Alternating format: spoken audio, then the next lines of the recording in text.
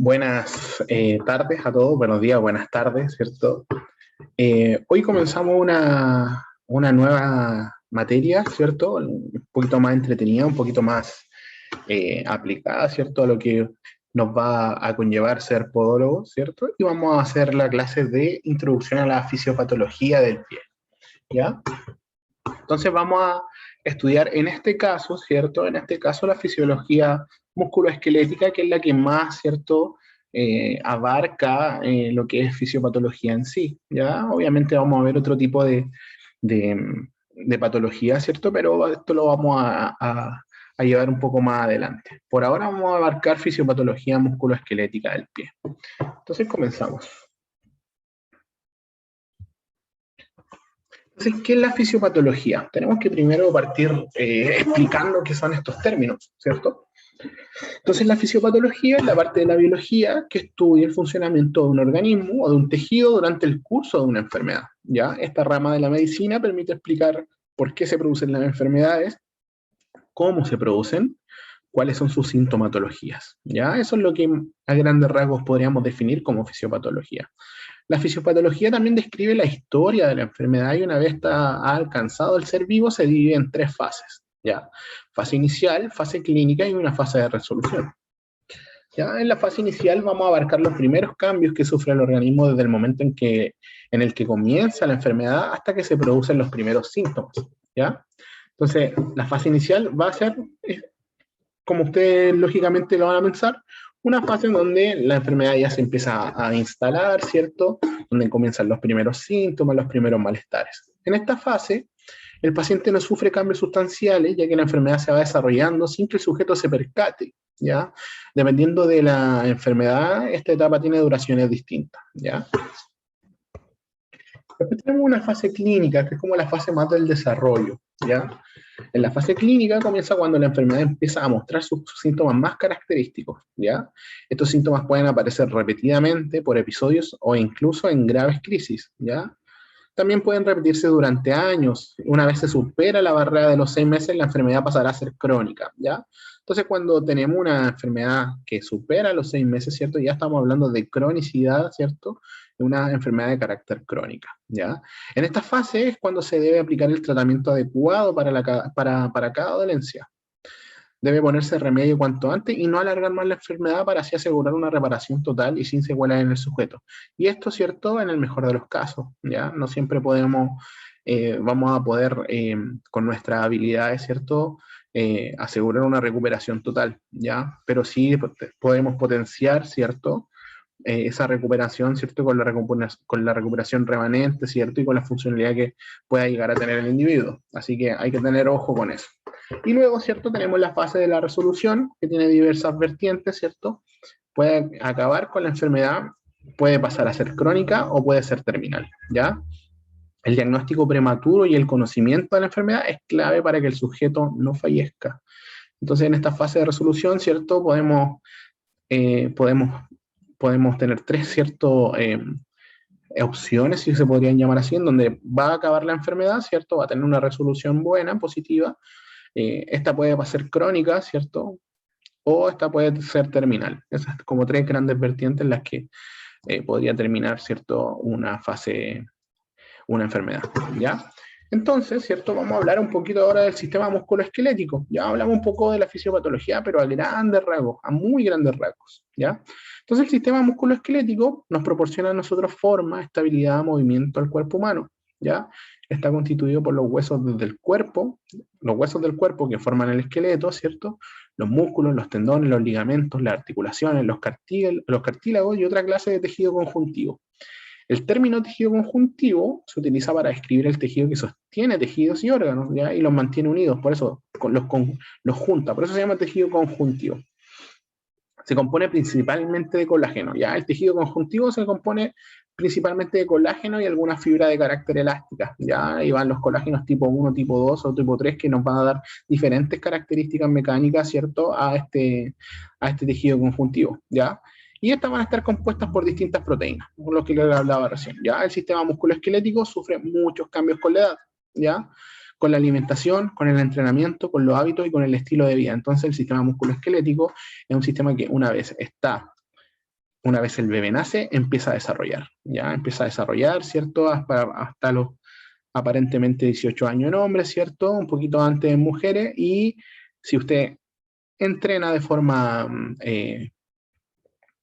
más sistematizada, puede que esos cambios sigan ocurriendo a nivel tanto muscular, tanto óseo, ¿cierto? Tanto hormonal, ¿ya? Entonces el sistema musculoesquelético siempre está cambiando si es que nosotros le estamos dando un estímulo adecuado, ¿ya? Entonces el sistema musculoesquelético lo va a componer, ¿cierto? El sistema óseo, el sistema muscular, el sistema tendinoso, el sistema ligamentoso, el sistema de los nervios periféricos, ¿cierto?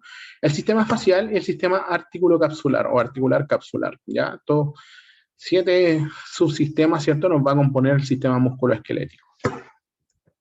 Vamos a pasar a describir, ¿cierto?, las principales patologías, ¿cierto? Y esto es a muy grandes rasgos, ¿cierto? A muy grandes rasgos, ¿cierto? Las principales patologías del sistema óseo, que van a ser las fracturas, ¿cierto? Las fisuras, las periostitis, la artrosis, ya a muy grandes rasgos, ¿ya? Esto a muy grandes rasgos. Hay un montón de enfermedades más que pueden afectar a los huesos, pero, ¿cierto? Estas son como las más comunes. Entonces, la fractura, ¿cierto? Una fractura es la pérdida de continuidad, de la sustancia ósea, a consecuencia de un golpe, fuerzas, tracciones o otros eventos de alta energía o de carácter mecánico reiterativo, ¿ya? Cuya intensidad superen la elasticidad del hueso. El término es extensivo, ya que se considera donde el hueso se destruye amplia y evidentemente hasta otras muy pequeñas y microscópicas, ¿ya? ¿Qué quiere decir esto? Que vamos a hablar de fractura, ¿cierto?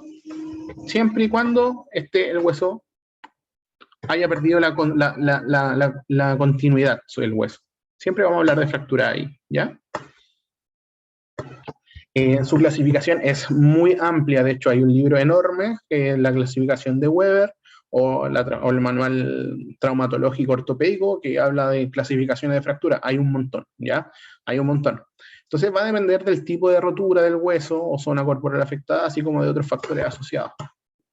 ¿Ya? Entonces, clasificaciones van a encontrar por un montón.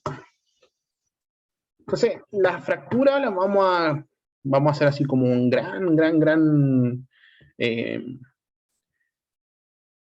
gran, cierto, repaso panorámico, ¿cierto?, sobre las fracturas. Y ahí la vamos a clasificar así. Como traumáticas directas, ¿cierto? Cuando se produce una fractura por un golpe directo en la zona, como traumáticas indirectas, en donde el punto de aplicación de la fuerza está alejado de la fractura, por aplastamiento, ¿cierto? La fuerza es aplicada paralelamente al eje de resistencia habitual del hueso, generalmente pasa cuando nos caímos de altura, ¿cierto? Y caímos sobre los pies, pasan las fracturas por aplastamiento. Después tenemos las fracturas por arrancamiento, donde si la fuerza es aplicada sobre un punto de sucesión de estructuras ligamentosas, ¿cierto? Después tenemos fracturas por estrés, ¿cierto? Aquí en que la fuerza es aplicada de forma prolongada e intermitente por mucho tiempo, ¿ya? Eso, ¿cierto? Hay a grandes rasgos. Hay un montón de clasificaciones, ¿cierto?, para la fractura, pero esta, así para que vayamos contextualizando más o menos, es un parámetro. Después tenemos otro parámetro que es uno de los más famosos, que es según su exposición, ¿ya? En donde vamos a tener una fractura abierta o expuesta, si es que hay una herida que comunica la zona de la fractura con el exterior, y una fractura cerrada, ¿cierto? O no expuesta si la punta de la fractura no se asocia a ruptura de la piel, ¿ya? Las fracturas expuestas, ¿cierto?, son las más clásicas y las más conocidas quizás por ustedes, porque generalmente tienden a ser muy vistas en partidos de fútbol, ¿cierto? Son bastante vistosas en el área deportiva, ¿cierto? O en los accidentes también son muy comunes, ¿ya? Entonces tenemos, según su exposición, abierta o cerrada. ¿Cómo se diagnostican, ¿cierto?, estas fracturas, ¿cierto?, o esta enfermedad del sistema musculoesquelético, contextualizando un poquito la materia? Las fracturas se van a diagnosticar con un examen imageneológico, ¿ya? Con la observación y con la historia clínica que nos pueda entregar el paciente. Entonces, la confirmación diagnóstica de la fractura siempre va a estar llevada por un examen imageneológico, ¿ya? Entonces, donde vemos ahí justo una placa de radiografía del pie derecho, ¿cierto? Y el que adivine, ¿cierto?, la fractura, ¿cierto?, de qué hueso es, ni siquiera qué tipo de fractura, sino que el que adivine, ¿cierto?, la fractura del hueso que estamos viendo acá en la derecha, puede colocarlo en los comentarios o en el chat, si es que le aparece un chat, y, y van comentando qué hueso es el fracturado, ¿ya? Y ahí les voy a corregir si es que está bien o está mal. Sigamos. Después, ¿cierto? Tenemos la artrosis, que es una de las enfermedades más frecuentes de todas las patologías reumáticas, ¿cierto? Afecta a las articulaciones y puede aparecer en cualquiera de ellas, ¿ya? Aunque ciertas localizaciones son más habituales, como la rodilla, cadera, mano, muñeca, ¿ya? Generalmente el motivo de aparición de los síntomas de la artrosis es la degeneración del cartílago, y aunque no es una enfermedad netamente del hueso, ¿cierto? Sí afecta de forma indirecta al hueso, ¿ya? En una articulación normal, el cartílago recubre el extremo de los dos huesos que forman la articulación, ¿ya? Permitiendo que al moverse los huesos no se rocen, ¿ya? También absorbe los golpes sobre la articulación. Entonces, si es que este cartílago está, ¿cierto?, dañado, ¿cierto?, o degenerado, empieza a afectar directamente el hueso, ¿ya? La artrosis se puede clasificar en función a las causas que la han producido. Entonces, así vamos a tener una artrosis primaria, ¿cierto?, que es aquella que aparecen sin factores causantes conocidos y se llama idiopática por este motivo, ¿ya? Las localizaciones más frecuentes de la artrosis primaria son en manos, pies, rodillas, caderas, columnas, esas son las más comunes. Y después vamos a tener una artrosis secundaria. En este caso sí se puede apreciar una causa para la aparición de la patología, ¿ya? En este tipo se incluye la que puede aparecer en el paciente debido a microtraumatismos de repetición. Por ejemplo, si yo tengo ahí algo que me está pegando todos los días, ¿cierto? O que estoy moviendo, o que hago un trabajo de carácter repetitivo, es muy probable que me aparezca una artrosis, ¿ya? Muy probable. Acuérdense, el trabajo se adapta al hombre, no el hombre se adapta al trabajo, ¿ya? Sigamos. Entonces acá tenemos una imagen, ¿cierto? De un dibujo más que nada, no una imagen real. Ahí yo creo que más adelante les voy a mostrar un cartílago dañado que tuvo artrosis, ¿ya? Entonces, ahí pueden ver la diferencia entre un cartílago femoral normal y un cartílago dañado, en donde ya el hueso empieza a contactar con el otro hueso y eso se vuelve muy doloroso, muy doloroso. Ahora vamos a pasarnos al sistema muscular, ¿cierto? A los músculos en sí. Y vamos a ver que las principales patologías del sistema muscular son, uno, la distensión muscular, la rotura fibrilar, la contractura muscular y la sobrecarga muscular, ya todas ligadas a veces al deporte. Pero hay otras enfermedades tal cual es la fibromialgia, la rhabdomiólisis, ¿cierto? Que no lo vamos a pasar a detallar porque ya conllevan otro tipo de fisiopatología. Ya, entonces vamos a verle de la distensión muscular, más conocida como desgarro comúnmente, ¿cierto? Muy vistosa, ¿cierto? En partidos de fútbol, en eventos deportivos, ¿cierto? Ya. Entonces vamos a ver que la distensión muscular se define como un desgarro parcial o completo de las fibras musculares, que se rompen en mayor o menor cantidad, dependiendo de la violencia del gesto causante de la lesión, ¿ya? Este tipo de lesión, ¿cierto?, se le puede ocurrir a cualquier persona, sea sedentario, deportista, y puede acontecer a cualquier edad, ya no es así como exclusiva de los deportistas, por si ustedes lo estaban pensando, le puede pasar a cualquiera, sedentaria o no sedentaria. La distensión muscular se produce fundamentalmente al hacer estiramientos forzados o sobrecarga de la musculatura. Entonces ahí vamos a tener dos grandes componentes, una sobrecarga de la musculatura, que nosotros estemos cargando de más ese músculo, o un estiramiento o una elongación forzada. Por esos dos motivos yo puedo desgarrar el músculo. Por esta razón, ¿cierto? El cuidador tiene que vigilar la higiene muscular, ¿cierto? Ustedes tienen que vigilar su higiene muscular, que no sobrecarguen su músculo a la hora de trabajar, ¿cierto? Para evitar este tipo de lesiones. Entonces acá estamos viendo un claro ejemplo de cómo se ve un desgarro muscular, ¿cierto? La imagen del muchacho de arriba, un desgarro del pectoral. Si se dan cuenta, el sitio de inserción del pectoral es en la corredera bicipital, que está en el húmero, ¿cierto? Y se lo voy a dibujar, ¿cierto? Para que lo puedan ver bien. El pectoral mayor, ¿cierto? Se inserta en este sector de acá. Y si se dan cuenta, miren esos como dibujitos, ya. Todas esas fibras musculares están rotas, ¿ya? ¿Y por qué preguntarán el colorido? Es porque el músculo sangra. Entonces el músculo sangró y como esa sangre no salió por sobre la piel, se queda por ahí adentro y colorea toda la piel, ¿ya? Entonces un desgarro en el caso de este exportación, un desgarro por sobrecarga, ¿cierto? Probablemente hizo una pesa demasiado fuerte, ¿cierto? Con mucha carga y desgarró su músculo. Y en el otro caso, ¿cierto? Es muy probable que el desgarro que tengamos acá, ¿cierto? Este de aquí sea un desgarro de carácter isquiotibial, ¿ya? Por algún estiramiento, que son como las dos causas más comunes de desgarro. Ahora vamos a ver un poquito de la contractura muscular, ¿ya? La contractura muscular consiste en la contracción persistente e involuntaria de un músculo o grupo de ellos que se pueden hacer que esto aumente en su tono, notándolos como si el músculo se endureciera. Este es el famoso calambre, ¿ya? Este es el famoso calambre, ¿cierto? Tiene montones de motivos o apariciones, ¿cierto? Puede ser por sobreexigir a la musculatura, ¿cierto? En un esfuerzo mayor al que puede soportar. Cuando un músculo está debilitado, se contrae, se contractura, por causas del sedentarismo, ¿cierto? Por posturas forzadas y repetitivas, ¿cierto? Por estiramientos de alta energía y por el frío, ¿ya? Eso con respecto a la contractura muscular. ¿Cierto? Generalmente va a dar en cuello, ¿cierto? Zona lumbar, en la zona de los gemelos o los gastrocnemios, ¿cierto? También suele aparecer bastante esta contractura nocturna muy dolorosa, ¿cierto? Es muy dolorosa. Y eso con las contracturas, ya tiene que ver con un tema de debilidad muscular, ¿cierto? O también puede haber ahí algún tipo de intercambio electrolítico deficiente a nivel celular, ¿ya? Así que hay que tener ojo con eso. Ahora vamos a pasar al sistema tendinoso, ¿cierto? Y aunque durante mucho tiempo todas las lesiones tendinosas por sobrecarga o sobreuso se engloban dentro del término tendinitis, ya en la última década la nomenclatura, ¿cierto? Y clasificación de las lesiones tendinosas se han basado en los hallazgos histopatológicos, ¿ya? O sea, ¿qué quiere decir? Que la clasificación de la lesión al tendón se va a basar, ¿cierto?, en los estudios de los tejidos, ya en los estudios microscópicos de los tejidos.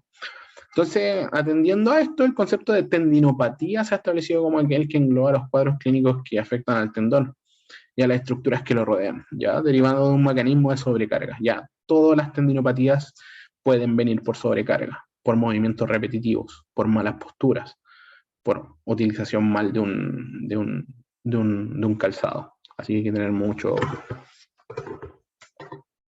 Entonces, las principales patologías en tendones van a ser 4, vamos a agruparla así, donde vamos a tener la paratendinosis, con una inflamación aislada del paratendón debido a un conflicto entre el tendón y el tejido de deslizamiento.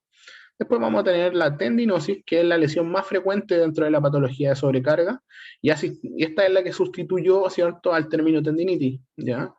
Que en estos cuadros no existen signos clínicos ni histológicos de inflamación, y puede producirse por sobrecarga, ¿cierto?, por movimientos repetitivos, etcétera, etcétera, etcétera, ¿ya? Después tenemos la paratendinotis con tendinosis, que es una inflamación del paratendón con degeneración intratendinosa, ya es un poquito enredado, y después por último tenemos la tendinitis, que vamos a encontrar una degeneración del tendón con rotura tendinosa, ¿ya? Sé que a lo mejor les pareció muy enredado, pero vamos a aclarar esto con las clases siguientes, ¿ya? Después tenemos el sistema ligamentoso. Ya ustedes ya conocen más o menos la importancia de los sistemas ligamentosos, ¿cierto? Tanto en la bóveda plantar, tanto en la fascia plantar, ¿cierto? Donde vamos a ver sobre que la estructura anatómica de un ligamento es una banda de tejido conjuntivo fibroso muy sólido y muy elástico, ¿ya? Se componen de fibras colágenas rígidas de una naturaleza similar a los tendones, muy parecida a los tendones. Este tejido se encuentra estructurado por un grupo de pequeñas entidades denominadas fascículos, los cuales van a conformar las fibras básicas, ¿cierto? Y a su vez en ellas existen fibras onduladas que son las que contribuyen a una respuesta elástica, ¿ya? Entonces dentro del ligamento vamos a tener los fascículos, ¿cierto?, que son como las fibras más básicas, y también vamos a tener unas fibras onduladas que son las que contribuyen a la respuesta elástica, de que el tendón pueda, o sea, de que el ligamento, perdón, pueda volver, ¿cierto?, estirarse y volver, estirarse y volver, ¿ya? Entonces, las lesiones más frecuentes que se encuentran a nivel ligamentoso, ¿cierto?, son los E15 y las luxaciones, o las subluxaciones. Se exponen a continuación de manera más detallada. Entonces acá estamos viendo el sistema ligamentoso.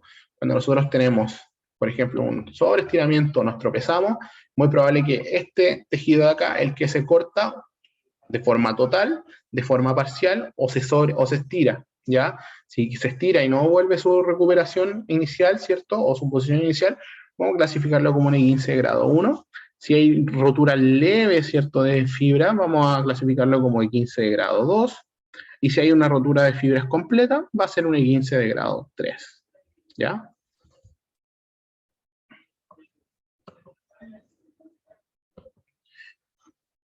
Un E15, ¿cierto? Es una lesión que cursa con estiramiento o rotura parcial o completa de las fibras que forman estructura anatómica. Exactamente lo que le estaba diciendo. Cuando se produce una lesión a este nivel, ¿cierto?